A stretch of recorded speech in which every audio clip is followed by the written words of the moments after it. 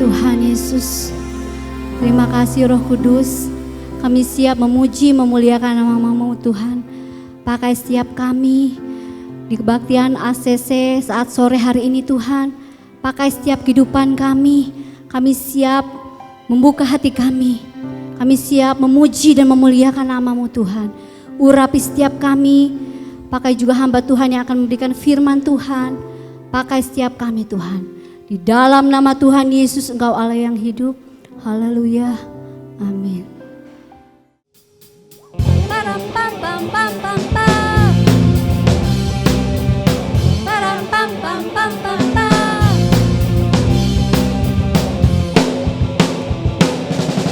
Sorak-sorak muliakan nama-Nya yang berperang ganti kita. Bertepuk tangan, bertepuk tangan, muliakan nama-Nya, selamatkan jiwa kita.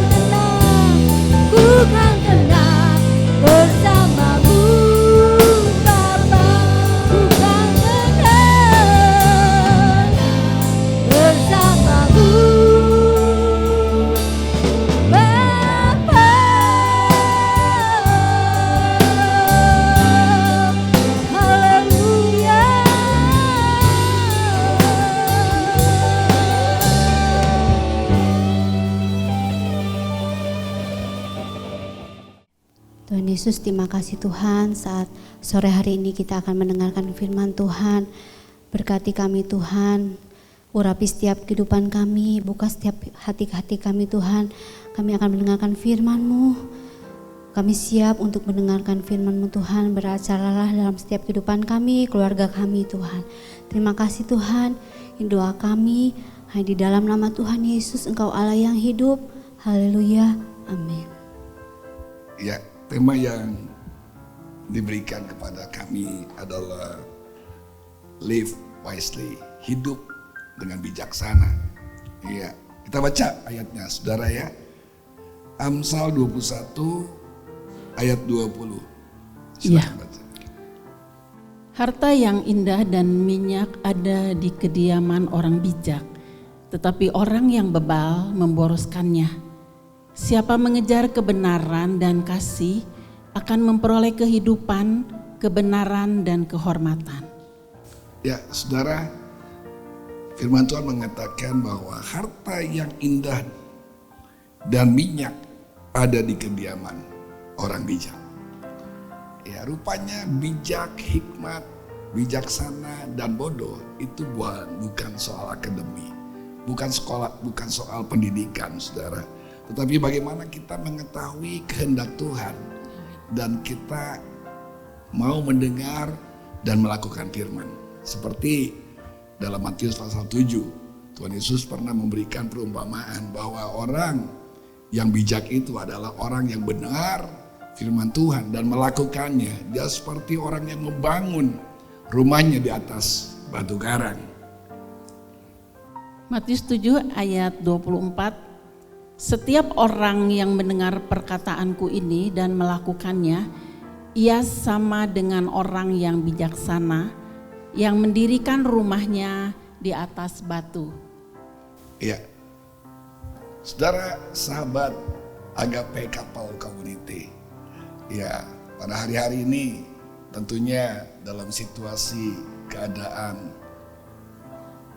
di negara kita yang termasuk juga dalam situasi pandemi COVID-19, ya tentunya ada banyak pergumulan dalam kehidupan kita hari-hari ini.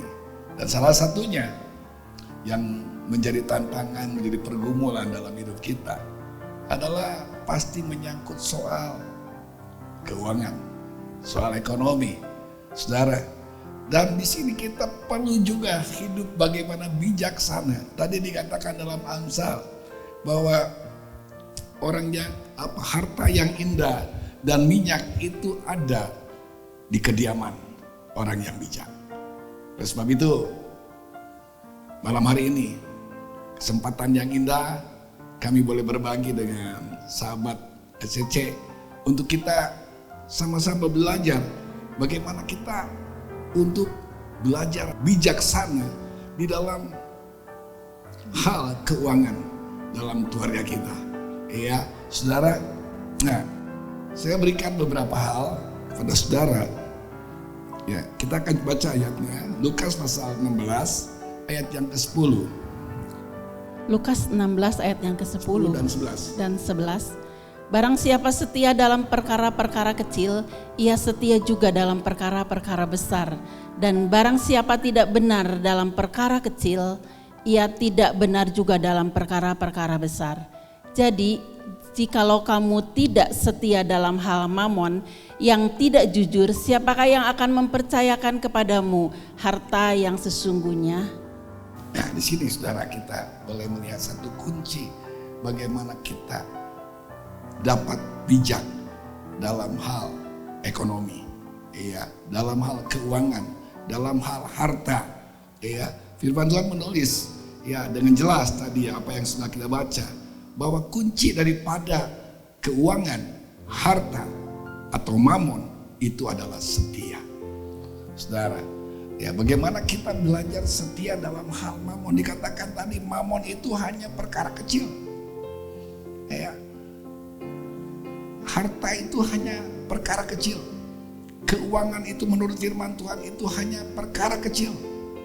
Namun satu hal yang perlu kita garis bawahi, itu bagaimana kita mau setia dalam hal perkara kecil ini. Setia dalam hal apa, saudara? Ya, yang pertama, saudara, kita perlu setia dalam menerima. Besar, kecil, relatif. Bagaimana kita mendapatkan keuangan kita dari hasil kerja kita, itu relatif.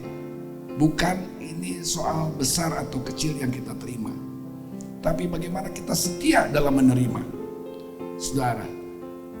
Karena apa? Seringkali ketika kita tidak setia dalam hal menerima, saudara, maka akan timbul masalah, problem, persoalan dalam keuangan kita. Hal apa yang kita perlu pikirkan, renungkan dalam hal setia menerima? Menerima dengan bagaimana? Menerima dalam mengucap syukur. Menerima dengan apa yang ada yang kita terima daripada Tuhan yang percayakan dalam hidup kita. Artinya kita boleh mencukupkan dengan apa yang kita terima, dan kita senantiasa bisa mengucap syukur. Setia dalam menerima itu penting sekali. Kita pasti sebagai anak-anak Tuhan, kita pasti dipelihara oleh Tuhan. Percayalah saudara, kalau burung di udara, ya, catat saudara, burung di udara, bukan burung yang ada di dalam sangkar. Burung di udara, artinya burung yang beraktivitas, burung yang bekerja, burung yang berkreatif, burung yang rajin, pasti dipelihara oleh Tuhan. Ya, terlebih saudara dan saya pasti akan dipelihara oleh Bapa di surga. Asal kita setia saudara dalam menerima berkat itu daripada Bapa di surga. Bapa yang baik, Bapa tidak pernah meninggalkan kita berjalan sendiri. Bapa yang baik tidak pernah untuk kita ditinggalkan dan dibiarkan. Tetapi saya percaya bahwa Dia Bapa yang selalu memelihara kita. Bapa yang selalu menolong kita dalam berbagai situasi dan keadaan. Sebab itu kita perlu mengerti kebenaran firman Allah. Yang penting di sini ketika kita setia dalam menerima, artinya kita perlu iman, kita perlu berdoa, kita perlu bekerja, kita jangan malas, kita perlu kreatif. Ya. Karena ketika kita kreatif, kita berdoa dengan iman, bekerja, pasti Tuhan pelihara. Saudara, bukan soal besar kecil, karena kurang itu bukan daripada Tuhan. Tuhan itu katakan bahwa, firman Tuhan mengatakan bahwa ada makanan, ada pakaian, cukup. Tuhan Yesus pernah mengajarkan dalam doa, dalam Bapa kami, berikan aku makan secukupnya hari ini. Saya percaya setiap anak Tuhan akan dicukupkan. Oleh sebab itu rasa cukup itu yang penting saudara. Kalau kita merasa kurang, itu bukan dari Tuhan. Karena kalau kita merasa cukup, saya percaya saudara bisa mengucap syukur. Bukan soal besar atau banyaknya yang atau sedikitnya kita terima. Dengan apa yang kita terima, biarlah kita bisa mengucap syukur dalam segala perkara. Saya pernah dalam keadaan seperti ini. Bukan lagi kurang kalau situasi keadaan, bahkan minus. Nanti ya istri saya akan bersaksi bagaimana kehidupan kami ketika kami dalam keadaan minus. Bukan dalam keadaan, bukan kurang saja, tapi minus. Ya, bisa saksikan. Ya, puji Tuhan. Saudara, Tuhan Yesus itu baik ya, sungguh baik. Saya bersyukur saudara ya kalau punya pengalaman apa yang tadi disampaikan dan harus saya saksikan saat ini itu terjadi pada tahun 90-an ya, lama sekali. Sudah lama dan saat itu anak-anak kami masih kecil-kecil ya, masih kecil-kecil. Saat itu seizin Tuhan gitu ya. Tuhan izinkan di mana kami sekeluarga harus menanggung beban, harus membayar utang gitu ya, yang tidak seharusnya kami bayar karena waktu itu suami saya itu dimanfaatkan oleh seseorang, saudara, nama baiknya gitu, relasinya dimanfaatkan oleh seseorang hingga dan orang itu pergi gitu, kabur, tidak bertanggung jawab dan kami yang harus menanggung utangnya itu ya. Nah waktu itu utangnya itu cukup besar waktu itu buat kami, saudara. Mungkin seluruh harta apapun yang kami miliki itu nggak mencukupi, nggak bisa membayar utang itu, dan itu sungguh di luar kemampuan kami. Tetapi kami katakan itu seizin Tuhan, ya, seizin Tuhan. Kenapa? Karena waktu itu setelah proses lewat kepolisian, lewat seperti itu dan sampai pengacara, dan akhirnya diputuskan kami mau membayarnya dengan mencicilnya. Saudara, waktu itu suami saya masih sebagai karyawan, ya, di pabrik, di perusahaan. Selain utang yang harus kami bayar itu, dan itu bukan utang kami, ya, tapi kami juga punya kewajiban dalam rumah tangga yang harus kami bayar. Di antaranya, saudara, ya, kami mengatur seperti ini. Pertama, kami wajib itu membayar perpuluhan, ya, yang harus dikembalikan. Membayar perpuluhan. Yang kedua yaitu iuran anak-anak. Waktu itu anak saya masih 2. Iuran anak sekolah. Dan yang ketiga itu listrik sama ledeng. Jadi dari gaji 1 bulan itu kami ambil buat perpuluhan, buat uang sekolah anak, buat bayar listrik dan bayar ledeng. Itu habis cukup semuanya, sisanya itu diambil buat bayar utang. Itu setiap bulan seperti itu. Dan itu biasanya tanggal misalkan bayaran itu tanggal 31, tanggal 1 itu orang yang barangnya yang kena tipu itu, yang nagih utang itu udah hadir pagi-pagi dan itu ngambil uang, saudara. Berarti dari tanggal 1 sampai kepada akhir bulan itu kami tidak memegang uang, 0 artinya. Nah, disitulah kami rasakan pemeliharaan Tuhan. Kami sungguh berharap kepada Tuhan dan sungguh mengandalkan Tuhan, ya. Saat itu kebetulan saya itu bisa menjahit, ya, dan saya menjadi penjahit gitu, menerima banyak kengkenan yang bikin baju itu seperti itu, dan itu Tuhan pelihara lewat apa yang bisa saya lakukan dari hari ke hari, dan Tuhan itu cukupkan gitu untuk kebutuhan 1 hari, dan apa yang kami kerjakan untuk menutupi kebutuhan itu, dan sungguh itu luar biasa, ada campur tangan Tuhan. Tuhan itu menolong, Tuhan itu memberkati, saudara, ya. Sepanjang 1 bulan itu kami tidak pernah kekurangan, ya. Tuhan itu cukupkan, dan puji Tuhan, satu hal yang luar biasa, kami boleh bersyukur di dalam kekurangan itu, dan kami tidak pernah ribut soal uang, ya. Kami tidak pernah ribut soal uang, tidak pernah sama sekali, tetapi kami syukuri semuanya dan kami bisa lewati semuanya sampai selesai. Itu berkat Tuhan, dan saya lihat ini sesuatu yang ajaib yang Tuhan lakukan, ya.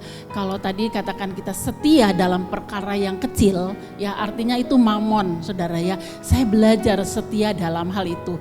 Ketika kami setia dalam perkara yang kecil, ini menjadi satu kesaksian, dan Tuhan percayakan perkara-perkara yang besar. Apa itu? Tuhan percayakan hal-hal yang rohani, ya. Dari apa yang kami alami itu menjadi satu berkat, saudara, ya, menjadi satu berkat bisa kami saksikan, ya, dan ini boleh berdampak menjadi berkat buat yang lain, saudara, ya. Saya tambahkan sedikit, ya, selama kami mengalami pandemi gitu, ya, saat itu, ya, sebelum pandemi, sekarang kami udah ngalamin duluan, dan kami tidak pernah artinya minta bantuan kepada orang tua, kepada saudara, enggak, saudara. Kami jalani semuanya, kami atasi suami istri dan bersama Tuhan, dan semuanya Tuhan lakukan. Puji Tuhan, itu mungkin kesaksian yang saya sampaikan. Kalau kita setia dalam perkara kecil, iya, maka Tuhan itu pasti memelihara kita. Iya, apa yang disaksikan oleh istri saya tadi, luar biasa pemeliharaan Tuhan. Satu hal yang sangat luar biasa di antara kami, itu senantiasa boleh ada sukacita, ada damai sejahtera dalam rumah tangga kami. Biasanya, saudara, kalau istri itu ketika keuangan sedang dalam keadaan krisis, biasanya sudah mulai khawatir, saudara.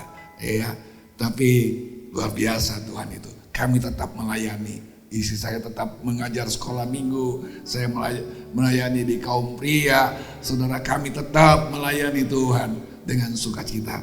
Dan Tuhan itu baik. Oleh sebab itu setia dalam hal menerima. Sekecil apapun kita perlu bersyukur dalam segala perkara. Yang kedua, saudara, setia dalam mengelola. Ya, setia dalam mengelola. Saudara, kita perlu kelola uang itu dengan bijak. Ya, hari-hari ini saya percaya rumah tangga dalam keadaan banyak masalah, saudara, dalam keuangan. Ya, karena mungkin ya kepala rumah tangga yang bekerja pendapatannya berkurang, yang berdagang, saudara, omset turun, ya pendapatan pun berkurang, ada banyak, sedangkan pengeluaran cukup besar, ya saudara. Tapi bagaimana kita boleh belajar mengelola keuangan itu dengan bijak, saudara? Ada banyak hal yang Tuhan mau untuk kita senantiasa mengandalkan Tuhan, minta hikmat daripada Tuhan. Tuhan itu punya cara yang 1000 macam cara, saudara, untuk menolong kita. Ketika kita belajar bersandar, berharap kepada Tuhan, pasti Tuhan berikan hikmat kepada kita, saudara. Iya, ada banyak kalau saya boleh saksikan, iya, hari-hari ini yang istrinya biasanya di rumah, di suaminya yang bekerja.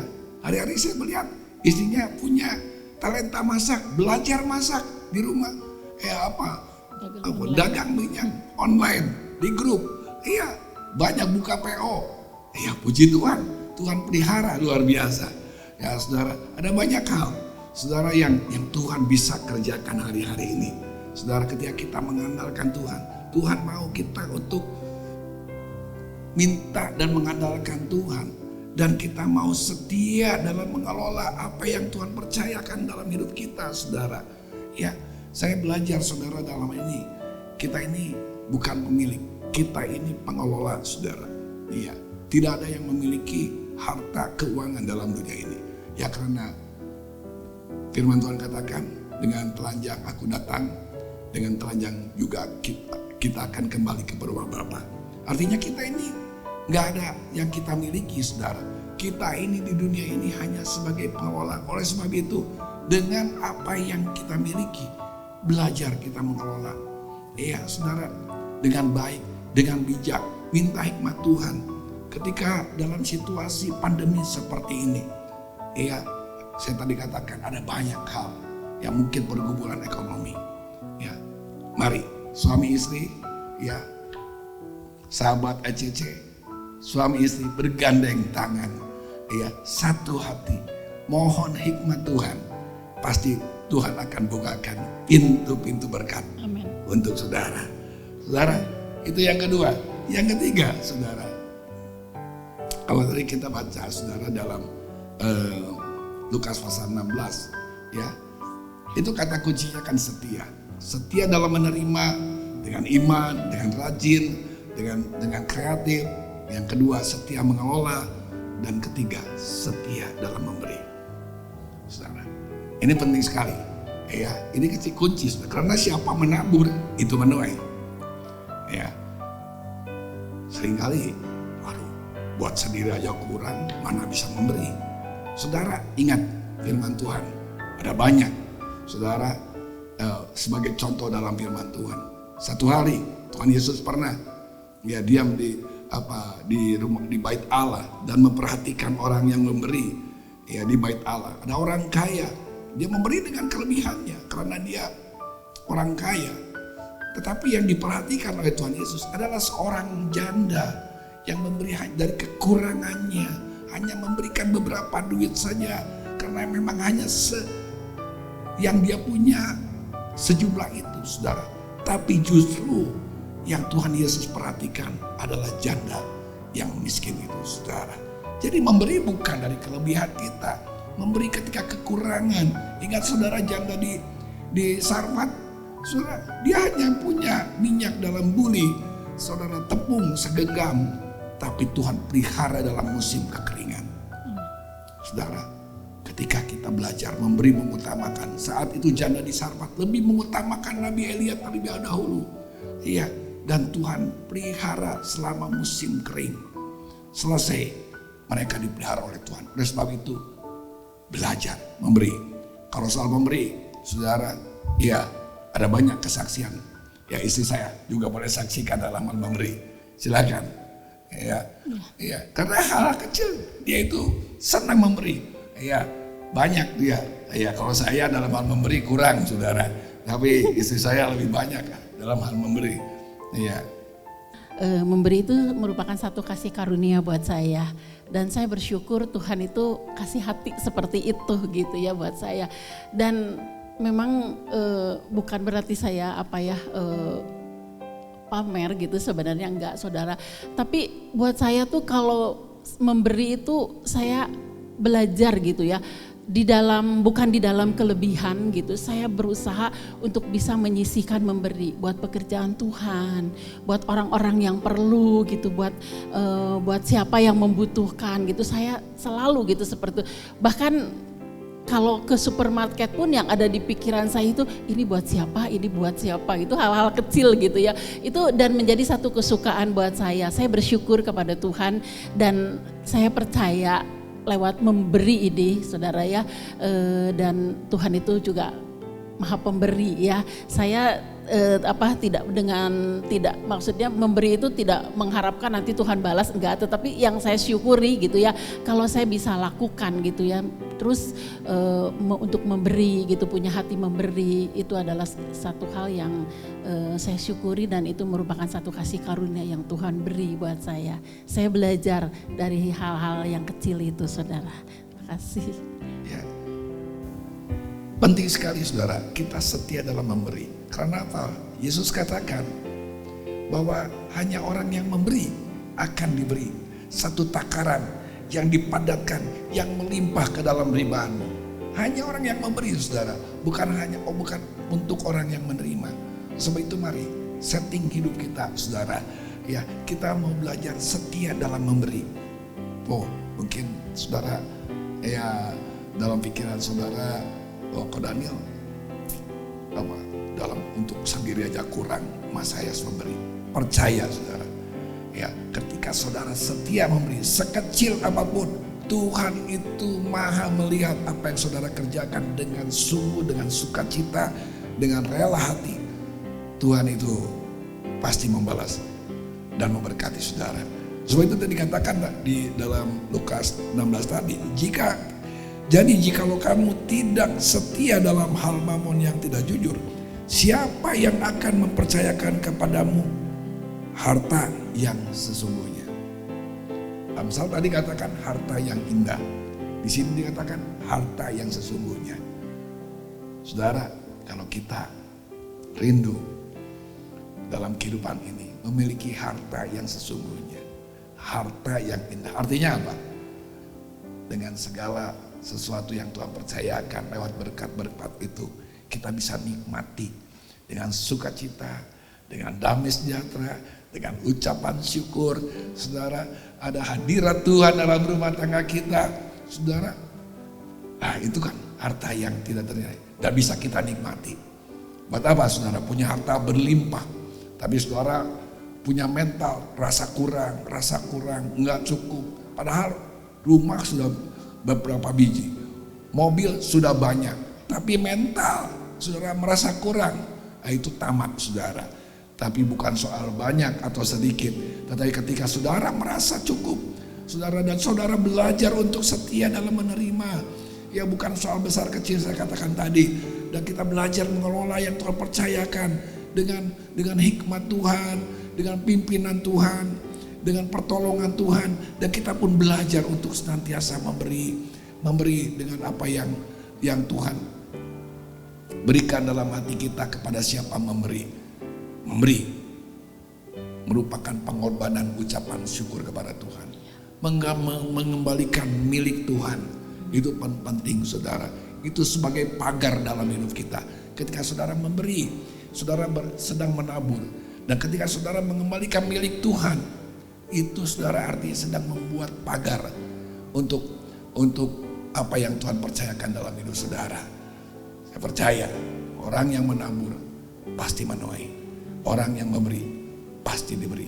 So itu satu kata kunci ya yang perlu kita renungkan, yaitu setia. Apa artinya setia? Saudara, ini saudara nggak usah cari di kamus, nggak ada. Tapi ini saya punya terjemah arti sendiri, terjemahan sendiri. Setia itu artinya konsisten dan komitmen. Saudara kerja saudara konsisten, ya kalau saudara komitmen dalam hal keuangan, untuk belajar setia dalam menerima, setia dalam mengelola, setia dalam memberi.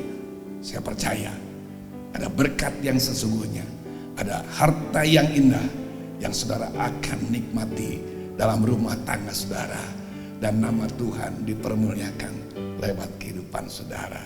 Saudara jadi berkat dan nama Tuhan dipuji dan dibesarkan. Amin. Mari kita berdoa.